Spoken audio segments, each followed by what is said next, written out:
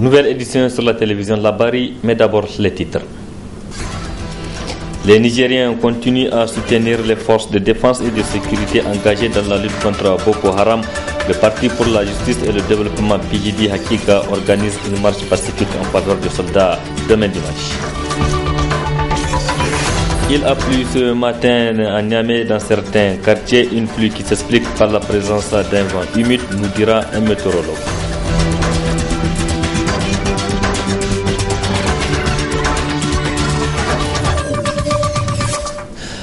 Samedi 21 février 2015, mesdames, messieurs, bonsoir et bienvenue à tous.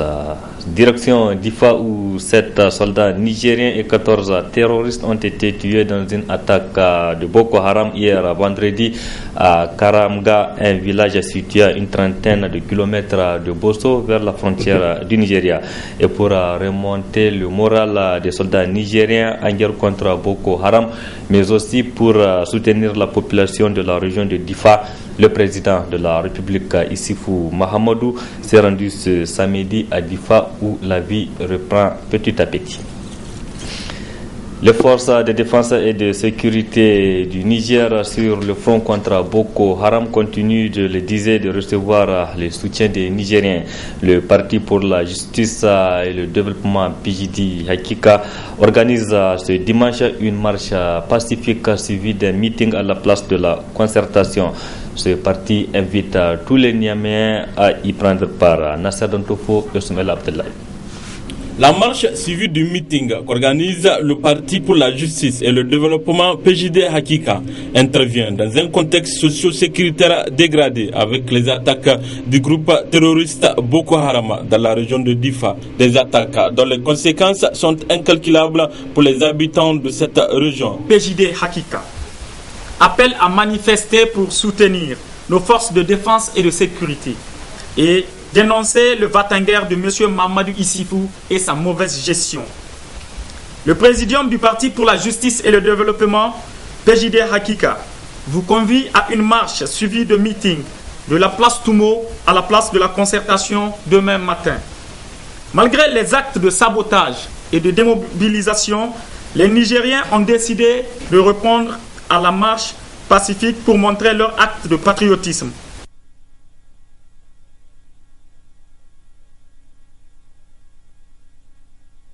Le PJD Hakika demande à chacun d'être à la place Toumo par ses propres moyens parce que la citoyenneté ne s'achète pas. Et par ailleurs, le PJD Hakika informe l'ensemble de la population de Niamey que la marche suivie de meeting est autorisée. Soyez nombreux demain, cultivateurs, artisans, travailleurs, sans emploi, éleveurs, scolaires, patriotes, citoyens, pacifiquement, demain dimanche à partir de 8h à la place Toumo. Le PJD Hakika apporte son soutien aux forces de défense et de sécurité en guerre contre Boko Haram. Rentrée solennelle hier vendredi du barreau du Niger, une cérémonie placée sous la présidence du Premier ministre Brigitte Raffini.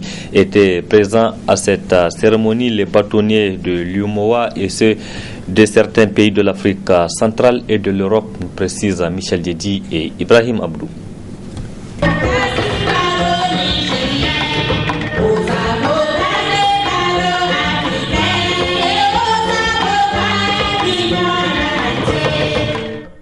C'est sous le signe de l'éthique qu'est placée cette rentrée solennelle qui a été une occasion pour le bâtonnier de l'Ordre des avocats du Niger de revenir sur les doléances en instance du barreau du Niger avant de réaffirmer sa position par rapport aux incidents intervenus à Zander et à Niamey les 16, 17 et 18 janvier dernier et sur ceux des attaques terroristes de Boko Haram.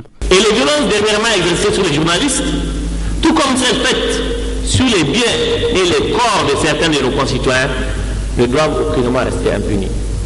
Le barreau y veille particulièrement. Et les otages de Boko Haram, ces petites filles, séquestrées, violées, sont à jamais la blessure infâme de notre génération. Mais tout est écrit. Comme le triomphe sur le nazisme et le fascisme hier. Comme l'humanité défia et vainquit l'esclavage et la colonisation, la barbarie sera vaincue. Et les forces du bien triompheront du grand mal. Et le règne de la lumière et de la liberté sera demain notre patrimoine reconquis. C'est le lieu ici de rassurer les forces de défense de mon pays, de notre pays et de sécurité de tout le soutien du barreau dans leur combat contre le terrorisme au Sahel. En procédant au lancement officiel de cette rentrée, le Premier ministre a salué le sacrifice que consentent ces défenseurs des opprimés avant de rappeler les efforts que ne cesse de fournir le gouvernement dans le cadre de l'amélioration de leurs conditions de vie et de travail. Le gouvernement du Niger a fait et fait encore des efforts pour créer les conditions idoines d'exercice de votre noble profession. Efforts qui vont continuer avec toute la volonté du gouvernement. S'agissant de la mission de protection des libertés et de promotion de l'état de droit que vous assurez, je partage votre avis sur la nécessité de voir le barreau représenté comme par le passé dans les institutions chargées de veiller au respect par tous des droits fondamentaux tels que garantis par notre loi fondamentale. Auparavant, ce sont le secrétaire général de la Conférence internationale des barreaux de la francophonie, le représentant des barreaux africains et celui des bâtonniers d'Europe qui ont salué la bravoure et la perspicacité du barreau nigérien avec lequel ils ont partagé des expériences au cours du colloque organisé en prélude à cette rentrée solennelle. Nous allons devoir vous quitter, nous le faisons à regret, mais nous le faisons pour que cela soit plus doux. Avec le poète Gérard de Nerval, dans l'affection que je vous porte, il y a trop de passé pour qu'il n'y ait pas beaucoup d'avenir. Je le disais dans les titres, Niamey a enregistré des faibles précipitations ce samedi. 6,5 mm ont été donc relevés au quartier aéroport. Attention, ce n'est pas le début de la saison de pluie, mais une situation qui s'explique par la présence d'un vent fort appelé jet par les techniciens. On écoute Ousmane Bawa de la Direction nationale de la météorologie. La présence de ce jet-là, comme c'est un vent qui fait froid en altitude jusqu'à 70 mètres par seconde, il cause une certaine déplétion au niveau de la surface. C'est-à-dire ce qui se passe au niveau de la surface, ce que nous sommes en train d'observer actuellement. Sa présence entraîne une aspiration du front intertropical. C'est-à-dire quoi? C'est-à-dire entraîne une remontée de l'air humide sur nos régions. Parce que si vous voyez très bien la position du FIT là, aujourd'hui, il est au nord Gaïa. Et qui dit nord Gaïa dit que tout ce qui est au sud de ce front intertropical peut prétendre à des quantités de pluie. Okay?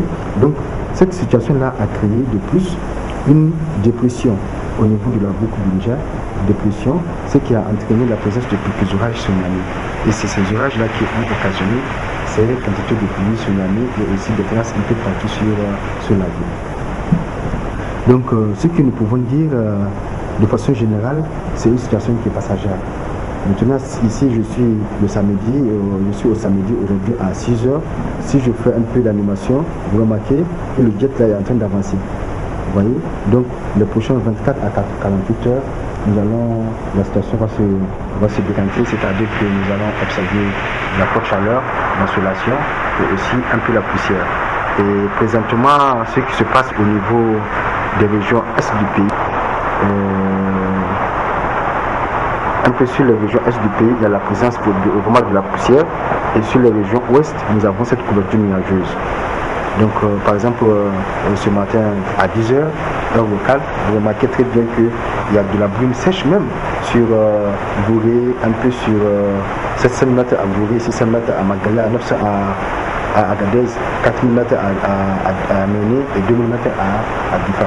Donc cette présence-là comment on appelle ça, de poussière qui se déplace aussi d'est en ouest va faire en sorte que la situation va vite se décanter sur les régions du fleuve. Donc on va retrouver au plus grand tard à partir de demain soir l'insolation sur les régions du fleuve et aussi sur le centre agraire. Rendons-nous à présent sur les rives du fleuve Niger où les maraîchers qui exploitent ces rives travaillent dans des conditions difficiles. Des producteurs qui manquent de moyens et lancent un cri de cœur à l'endroit des autorités. C'est un reportage de Michel Dedi et Khalid Brema. Long de 4200 km, le fleuve Niger traverse notre pays sur une longueur de 550 km. Un important cours d'eau permanent dont la maîtrise reste jusque-là difficile, rendant ainsi ces encablures peu irrigables. C'est l'eau qui est difficile pour nous, puisque chaque fois il faut qu'on travaille avec la pompe. Bon, avec la pompe aussi, il faut de l'essence. Bon. Et puis, là où on tire l'eau, c'est très loin. Donc, il faut 5 litres d'essence, 4, 5 comme ça par jour. Avec tout ça, des fois, si la pompe aussi tombe en panne, c'est très, très, très difficile pour nous. À l'heure actuelle, nous sommes dans quel mois? Nous sommes en février. J'ai à peu près, je ne peux pas te compter, 5 producteurs qui ont déjà abandonné, à défaut de moyens. Le problème, aujourd'hui là, vous voyez maintenant le fleuve recule. Maintenant, c'est la chaleur qui descend. La chaleur s'installe. D'ici là, on aura beaucoup de producteurs qui vont abandonner. Pourquoi ils vont abandonner? C'est un manque de moyens. Manque de moyens, ça commence par quoi? Ça commence par les motopompes, les machines et autres là. Avec quoi tu vas tirer l'eau à partir du fleuve jusqu'au pied de ton jardin? Et comment faut-il faire? Regardez la machine que vous voyez ici, ce petit bâtiment là. C'est une machine qui nous a été donnée par la Jamaïria libyenne. Ça dit c'est dans les années 2010, 2011, non 2009, 9-10. Aujourd'hui, les stations sont en panne.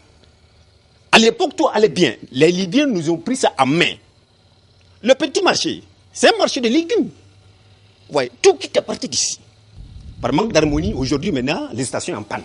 Malgré la mise en œuvre de l'initiative 3N du programme de la Renaissance, ces maraîchers estiment être dans des conditions ne leur permettant pas d'optimiser leur production. Ici, le Niger, là, regardez les kilomètres. Le fleuve fait combien de kilomètres?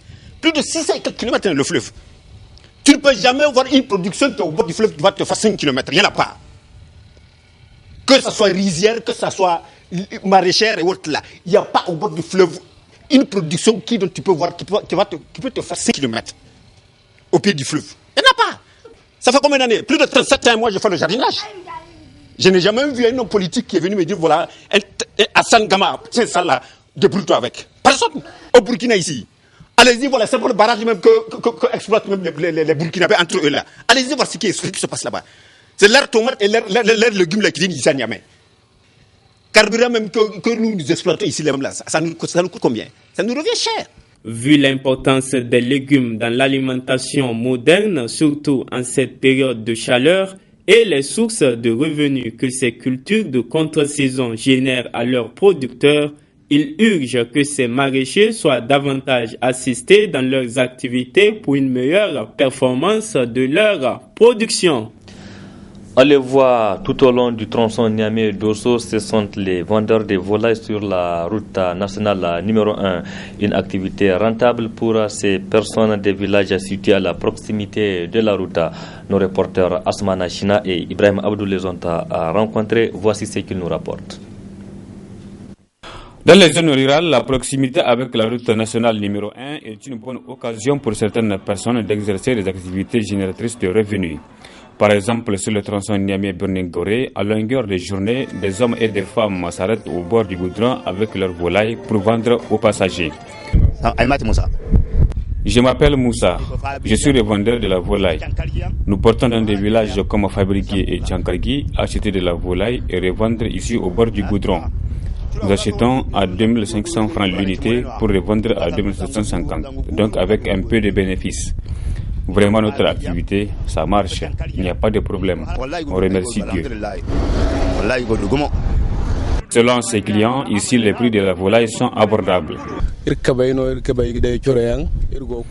On a pu acheter des poulets. Vraiment, c'est abordable. On les a eu à 1750 francs l'unité. comparativement à Niamey où l'on peut trouver un poulet jusqu'à 2500 francs. Vraiment, c'est bien ici. Ainsi donc, ces revendeurs font facilement leur affaire sans se rendre dans les marchés environnants pour écouler leurs volailles.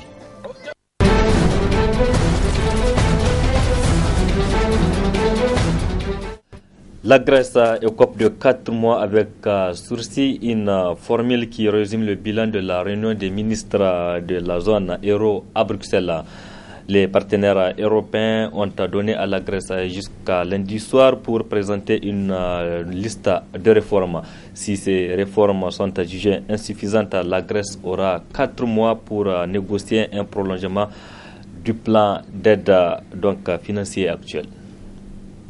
10 jours de négociations à Bruxelles et un accord au forceps. La Grèce reste dans la zone euro, soulagement dans le camp français. La France voulait un accord et nous avons aujourd'hui un accord et un bon accord. Un accord qui offre à la Grèce une prolongation de l'aide financière de 4 mois jusqu'à fin juin. Un répit pour éviter la faillite. Mais l'Allemagne est restée intransigeante. En échange de l'argent, le nouveau gouvernement grec devra présenter dès lundi une liste de réformes. Elle devra être approuvée par Bruxelles. La gauche radicale veut tout de même y voir une victoire. Aujourd'hui, nous devenons co-auteurs de notre destinée, co-auteurs des réformes que nous voulons mettre en œuvre. Mais ce matin, à Athènes, certains Grecs déchantent. Pour moi, rien n'a changé. Ils vont continuer de nous jeter un os et dire « tout va bien ». La presse, de son côté, évoque un douloureux compromis avec Bruxelles, alors que le parti Syriza est arrivé au pouvoir sur une promesse, la fin de l'austérité et du diktat européen. Manifestation insolite ce samedi à Istanbul, la principale ville de Turquie. Le viol et le meurtre d'une jeune femme de 20 ans avaient provoqué une vague d'indignation en Turquie. Pour dénoncer les violences faites aux femmes, des hommes se sont rassemblés cet après-midi vêtus de jupes par solidarité avec toutes les femmes turques, comme vous allez le voir dans cet élément. La scène intrigue, amuse, parfois attise la curiosité des caméras. Et c'était bien le but. Ils ne sont qu'une petite dizaine, mais porter une jupe en plein jour dans les rues d'Istanbul quand on est un homme, c'est vraiment que l'on a un message à faire passer. Comme vous le savez, Özgekan a été brutalement assassiné. Si nous nous habillons comme cela, c'est pour attirer l'attention sur ceux qui se servent des mini-jupes pour justifier la violence faite aux femmes. Nous voulons dire stop aux violences. Nous sommes ici pour les femmes, les mères de famille, les sœurs, les enfants, mais aussi pour les hommes exposés à la violence. Depuis une semaine, le viol et le meurtre d'une étudiante de 20 ans dans des circonstances particulièrement atroces ne cessent de soulever une vague d'indignation à travers le pays. Et les manifestations prennent également une tournure politique. On reproche au régime islamo-conservateur, à ses valeurs morales et ses principes religieux, d'être en partie responsable de la recrudescence des actes de violence contre les femmes. Depuis que je suis mère de famille, je me sens très triste. Je suis ici pour dénoncer la hausse des violences faites aux femmes ces dernières années. Plusieurs associations s'en prennent notamment au système judiciaire turc qui, selon elles, a plutôt tendance à justifier le comportement des hommes à défaut de protéger les femmes. Point final de ce journal. Merci à vous qui l'avez suivi en compagnie du programme de la télévision La Bari. Au revoir et excellente nuit à toutes et à tous.